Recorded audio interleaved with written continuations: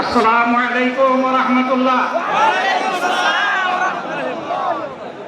আলহামদুলিল্লাহি রাব্বিল আলামিন ওয়াসসালাতু ওয়াসসালামু আলা রাসূলিহিল কারীম ওয়া আলা আলিহি ওয়া সাহবিহি ওয়া আহলি বাইতি আজমাইন। বাংলাদেশ জামাত ইসলামী কর্তৃক আয়োজিত আজকের এই জাতীয় সমাবেশে উপস্থিত সম্মানিত জাতীয় নেতৃবৃন্দ, বন্ধু সংগঠনের নেতৃবৃন্দ, শহীদ পরিবারের গর্বিত সদস্যবৃন্দ, 24 জুলাই যোদ্ধাবৃন্দ, আপামর দেশবাসী এবং আমার সাংবাদিক বন্ধুগণ, আমি সর্বপ্রথম মহান রবের দরবারে শুকরিয়া আদায় করছি।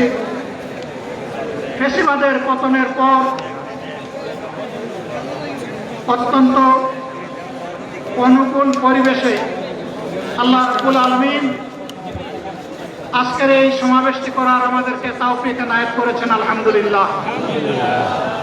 2 দিন আগেও ঝড় বৃষ্টি ঝরেছে। অনেকে আশঙ্কা করেছিলেন কি হবে, মানুষগুলা সেদিন কি শান্তিতে বসে 2টি কথা শোনার সুযোগ পাবে। আল্লাহ রাব্বুল আলামিন আজকের দিনটা অনেকটা এয়ার কন্ডিশন করে দিয়েছেন, আলহামদুলিল্লাহ। বৃষ্টি নেই, তীব্র রোদও নেই। আল্লাহ তাআলার পক্ষ থেকে তার গোলামদের প্রতি এই যে মেহেরবানি, এর জন্য নত শিরে আরেকবার আমি শুকরিয়া আদায় করছি, আলহামদুলিল্লাহ। সম্মানিত বন্ধুগণ, যাদের ত্যাগ এবং কুরবানির বিনিময়ে 15.5 বছরের কঠিন অন্ধকার যুগের যাতাতলে পিষ্ট হয়ে যারা তিলে তিলে দুনিয়া থেকে নির্যাতিত হয়ে বিদায় নিয়েছেন, অপশক্তির বিরুদ্ধে প্রতিবাদ করতে গিয়ে বিদায় নিয়েছেন, যারা লড়াই করে আহত হয়েছে, মৃত্যুবরণ করেছে, আমরা তাদের সকলের কাছে গভীরভাবে মহান আল্লাহর দরবারে তৌফিক চাই। বাংলাদেশ জামাত ইসলামীর অস্তিত্ব যতদিন থাকবে, আল্লাহ যেন তাদের ঋণ পরিশোধ করার শক্তিটাও ততদিন আমাদেরকে দান করেন। আমি গভীর পরিতাপের সাথে আপনাদেরকে জানাচ্ছি, আজকের এই বিশাল সমাবেশ আয়োজন করতে গিয়ে আমাদের 3জন ভাই ইতিমধ্যেই দুনিয়া থেকে বিদায় গ্রহণ করেছে। খুলনার দাগপুর উপজেলার আমির জনাব মৌলানা আবু সাইদ বিদায় নিয়েছেন। পাবনার বয়োজ্যেষ্ঠ একজন মুরব্বী জনাব মুস্তাফিজুর রহমান, তারা এই আয়োজনে আসতেই পারে। আসার পথেই আল্লাহ তাআলা তাদেরকে তার কাছে তুলে দিয়েছেন। আরেকজন ভাই এখানে অসুস্থ হয়ে তিনিও ইন্তেকাল করেছেন, শাহ। মহান রবের দরবারে দোয়া করি, আল্লাহ তাআলা তাদের উপর রহম করুন, তাদেরকে ক্ষমা করুন, জান্নাতুল ফেরদাউসের নিয়ামত তাদেরকে দান করুন, তাদের আপনজনদেরকে আল্লাহ তাআলা সবরে জামিল আতা।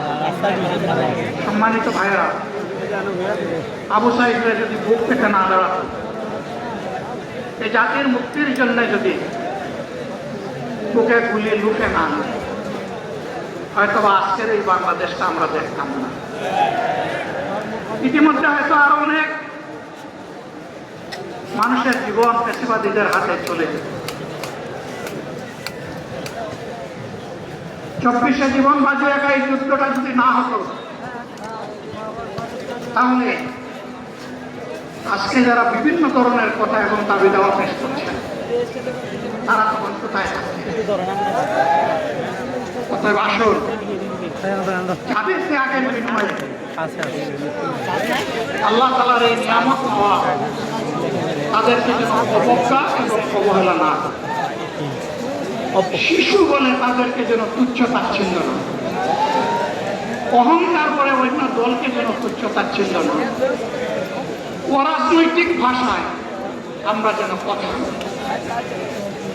যদি এগুলো আমরা পরিহার করতে না পারি, তাহলে বুঝতে হবে যারা পারবেন না ফ্যাসিবাদের রূপ তাদের মধ্যে নতুন করে বাসা বেঁধেছে। আমরা আশা করি আমরা এগুলা করবো না, কেউ এগুলা করবে না, বরঞ্চ রাজনৈতিক শিষ্টাচার রক্ষা করে জাতীয় ঐক্যে স্থূলতা আমরা সবাই মিলে একসাথে তৈরি করবো। সম্মানিত ভাইয়েরা, আসরের নামাজ আসন্ন, আরো অনেক বক্তা ছিলেন, তাদেরকে আমরা দিতে পারি নাই, আমরা দুঃখিত। এই জন্য আমার লম্বা কথা বলার সুযোগ নেই। যারা এখানে কথা বলেছেন তারা আমার মনের কথাগুলোই তুলে ধরেছে। আমি শুধু বলতে চাই, আগামীর বাংলাদেশটা কেমন হবে আমি বলছি আরেকটা লড়াই হবে। একটা লড়াই হয়েছে ফ্যাসিবাদের বিরুদ্ধে, আরেকটা লড়াই হবে দুর্নীতির বিরুদ্ধে ইনশাআল্লাহ। এই দুর্নীতির মূল উৎপাদন করার জন্য যা দরকার, আমরা তারুণ্য এবং যৌবনের শক্তিকে একত্রিত করে সেই লড়াইয়েও ইনশাআল্লাহ বিজয় লাভ করব। প্রিয় ভাইরা, জামাতে ইসলামী যে দুর্নীতিমুক্ত সমাজ গড়বে তার প্রমাণ কি? তার প্রথম প্রমাণ হচ্ছে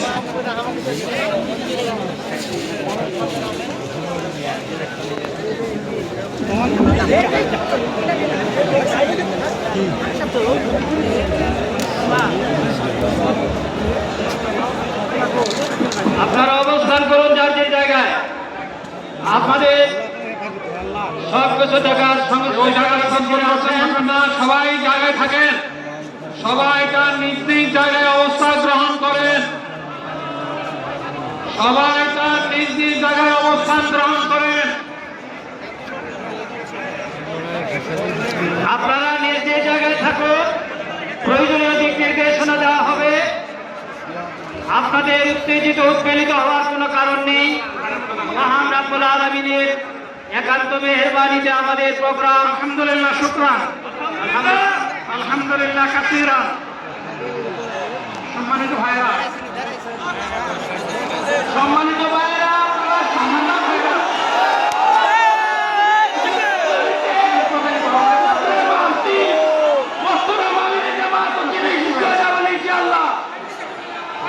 আল্লাহ তাআলার শুকরিয়া আদায় করি,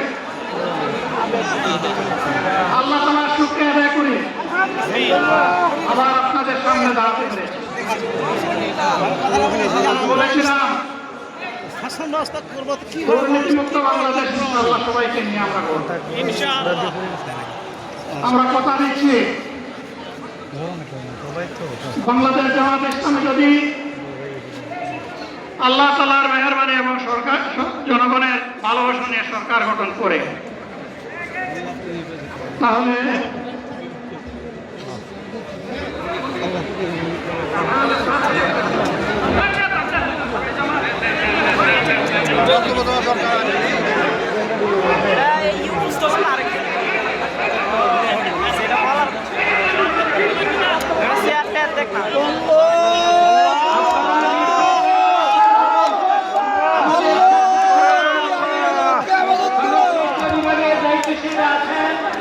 তারা প্রয়োজনীয় ব্যবস্থা নেবেন।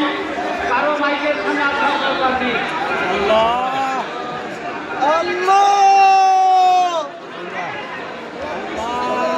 আপনারা অবস্থান করুন নিজ নিজ জায়গায়।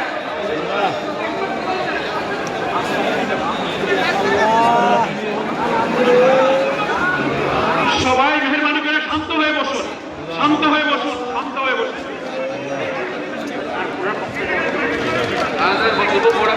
আপনারা সকলেই নেমে ভাইরা, আমিরে জামাত একটুখানি অসুস্থ হয়েছেন গরমের কারণে হয়েছে, কিন্তু উনি বারবারই চেষ্টা করছিলেন বক্তব্য দেওয়ার জন্য। ডাক্তাররা বলছেন ওনারা বক্তব্য রাখা ঠিক হবে না, ওনার যে বক্তৃতা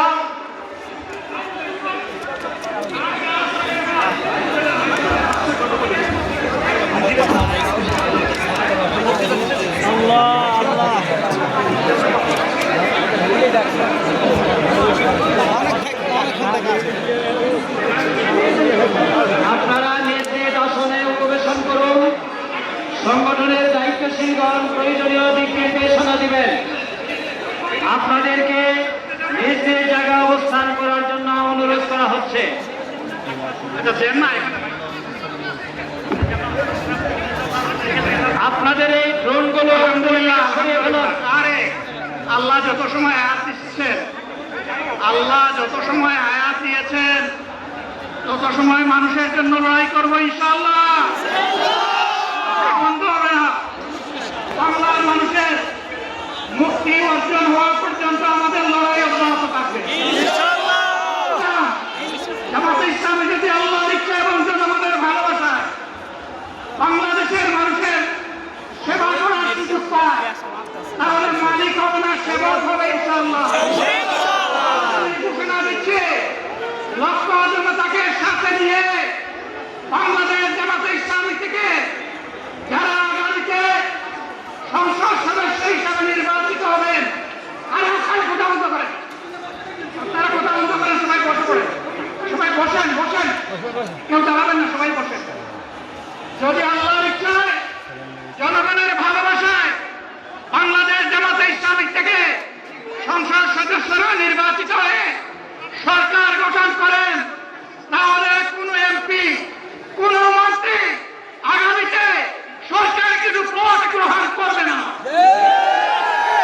কোন এমপি এবং কোন মন্ত্রী ট্যাক্সবিহীন কোন গাড়ি চড়বে না।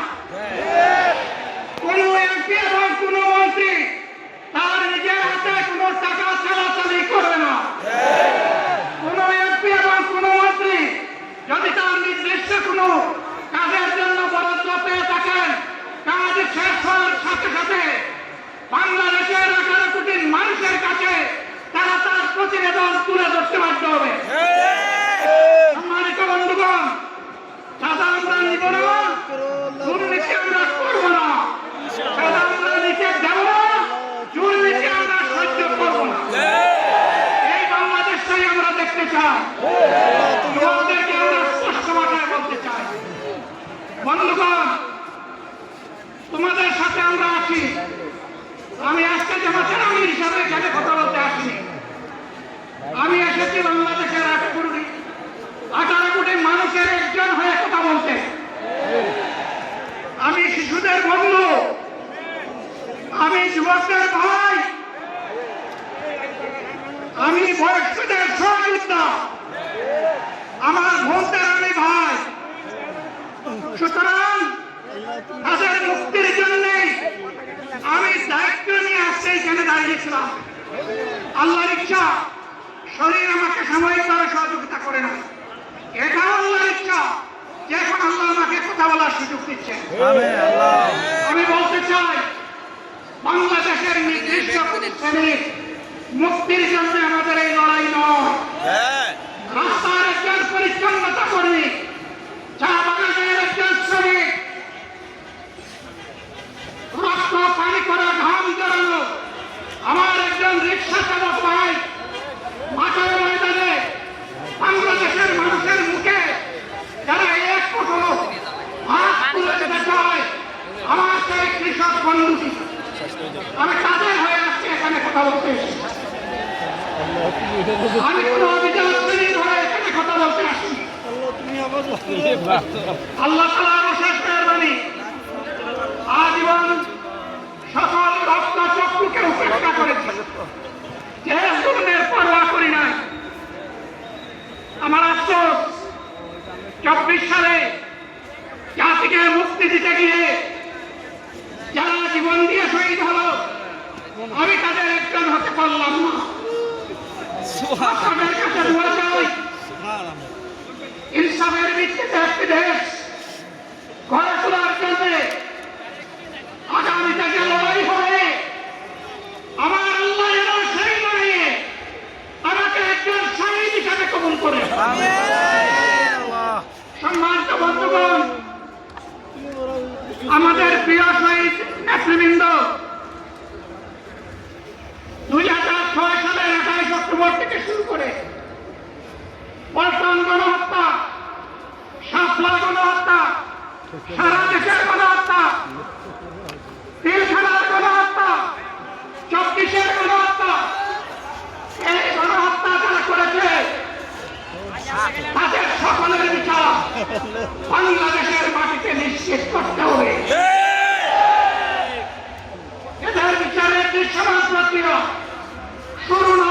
পর্যন্ত পুরানো ব্যবস্থাপত্রে বাংলাদেশ আর চলবে না।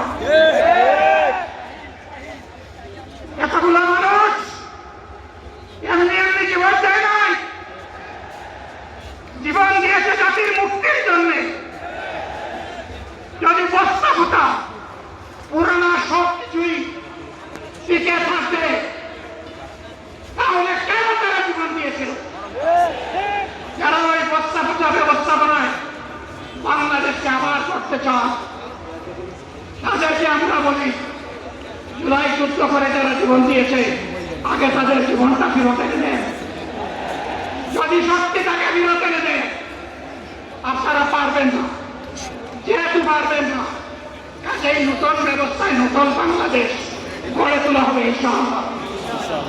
শিশু, কিশোর, যুবক, মা, বোন, শ্রমিক, ছাত্র, জনতা, ব্যবসায়ী, সবাইকে যে দেশ, যে সংবিধান, যে রাষ্ট্র নিরাপত্তা দিতে পারবে, সেই নতুন বাংলাদেশ আমরা গড়ে তুলতে চাই।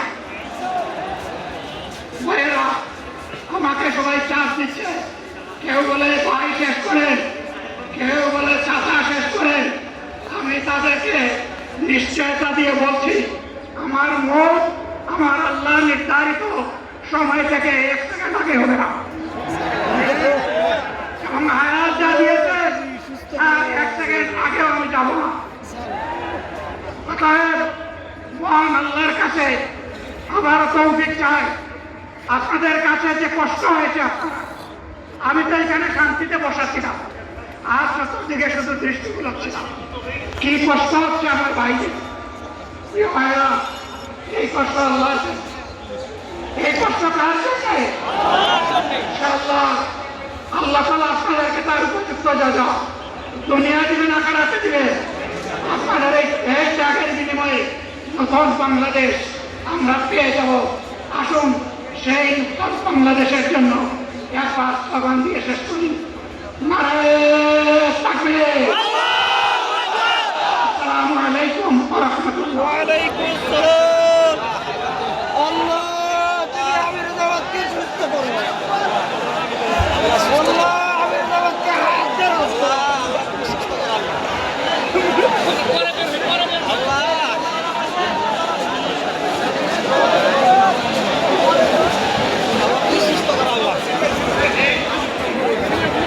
সংগ্রামী দেশবাসী, সবাই আপনারা মহান আল্লাহর কাছে শুকরিয়া আদায় করুন। আলহামদুলিল্লাহ, আমাদের প্রিয় জামাত মহান আল্লাহর রহমতে তিনি সুস্থ হয়ে আমাদের মাঝে তার সমাপনী বক্তব্য রেখেছেন। আলহামদুলিল্লাহ।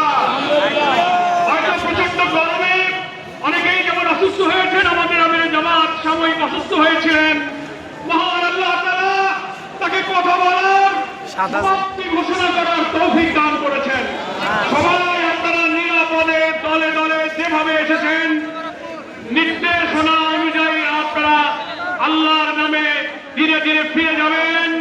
যেখানে যানবাহন আছে সকলকে আমির জামাতের পক্ষ থেকে মঞ্চের রাজধানীতে উপস্থিত জাতীয় নেতৃবৃন্দ যারা এসে আমাদের প্রতি সংহতি জানিয়েছেন, দেশ এবং পৃথিবী থেকে যারা শুনেছেন, দোয়া করেছেন, আমি শহীদ পরিবারের জুলাই যোদ্ধা যারা এখানে সংহতি প্রকাশ করেছেন, সকলের কাছে সাংবাদিক বন্ধু সহ প্রশাসন, পুলিশ, সরকারের সকল এজেন্সিকে আমি আন্তরিকভাবে কৃতজ্ঞতা ধন্যবাদ জানিয়ে আমি এই জামাতের পক্ষ থেকে এই জনসমুদ্রকে ধন্যবাদ জানিয়ে সবার সমাপ্তি ঘোষণা করছি। আমরা তাকবীর দিতে দিতে আল্লাহর নামে আমরা গন্তব্যে ফিরে যাব। বাইরে গিয়ে আমরা ইসলাম আসরের সালাত আদায় করবো। নারায়ে তাকবীর, নারায়ে তাকবীর, নারায়ে তাকবীর। আল্লাহু আকবার। বাংলাদেশ জামাত ইসলামী জিন্দাবাদ, জিন্দাবাদ। বাংলাদেশ জামাত ইসলামী জিন্দাবাদ, জিন্দাবাদ। বাংলাদেশ জামাত ইসলামী জিন্দাবাদ, জিন্দাবাদ। আসসালামু আলাইকুম। দেশের কোটি কোটি ভাই বোনেরা, বিশ্বের সমস্ত ভাই বোনেরা যারা দেখেছেন, দোয়া করেছেন, সকলের প্রতি আমি আমার গভীর কৃতজ্ঞতা জানাচ্ছি। সভা শেষ করার আস্তে কইমা লোক কিছু রাখবো আদায় করি। সুবহানাল্লাহ, খেলাটা লইব আশহাদু আল্লা ইলাহা ইল্লা আনতা আস্তাগফিরুকা ওয়া আমিরে জামাতের জন্য, আর যারা অসুস্থ হয়েছে এখনো হাসপাতালে আছেন, যারা ইন্তেকাল করেছেন, সবার জন্য আমরা দোয়া করবো, ঠিক আছে? আল্লাহ তাআলা সকলকে সুস্থ করুন, নিরাপদে সকলকে যার গন্তব্যে পৌঁছায় দিন। আল্লাহুম্মা আমিন। আসসালামু আলাইকুম ওয়া রাহমাতুল্লাহি ওয়া বারাকাতুহু। এখন এখানে আসরের একটা আজান হবে, সাধ্যমতো এখানে সালাত আদায় করে আমরা যেতে পারবো। এখন আজান হবে।